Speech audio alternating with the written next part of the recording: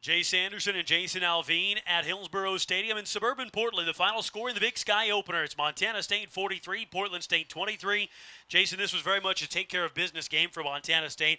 Bobcats punted on their first possession. The next 7, 6 touchdowns and a field goal. It was a great offensive performance. You got Troy Anderson back under center, and he did his job, rushing for over 200 yards, 211 on the ground for Anderson, and he closed the deal with the electrifying run down the sideline, and it's just something that he's kind of aching to do. Last week he sealed it, planting the foot against Wagner, and just a knack for big plays from Troy Anderson. Yeah, 211 yards passing, over 211 yards rushing for Anderson, better than 100 on 7 of 14 passing it.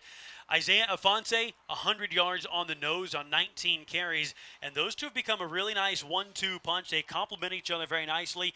Incidentally, it's the first time Montana State's had 200-yard rushers in the same game since last year's conference opening win at North Dakota.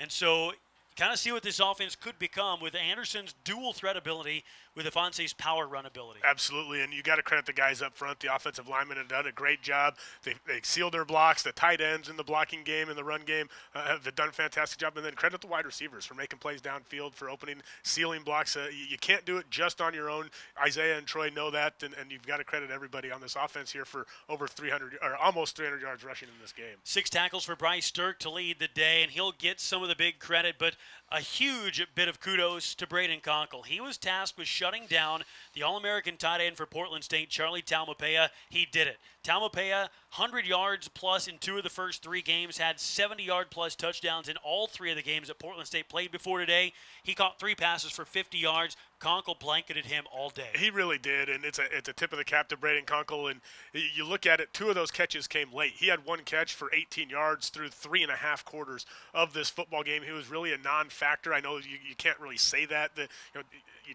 credit Montana State's defense because they are the ones that made him a non-factor, but Portland State didn't even look to get him the ball. 2 targets really in the meat of the football game. Well, Montana State improves to 3-1 overall. Most importantly, 1-0 in the Big Sky. A huge one next Saturday when Eastern Washington, the top 5 team, the Eagles, come to Bobcat Stadium. They win on Saturday over Cal Poly 70-17. Their offense is on track. It'll be a slugfest at Bobcat Stadium. Again, the final score in Portland on Saturday. Montana State 43, Portland State 23. With Jason Alvine, I'm Jay Sanderson for MSUBobcats.com.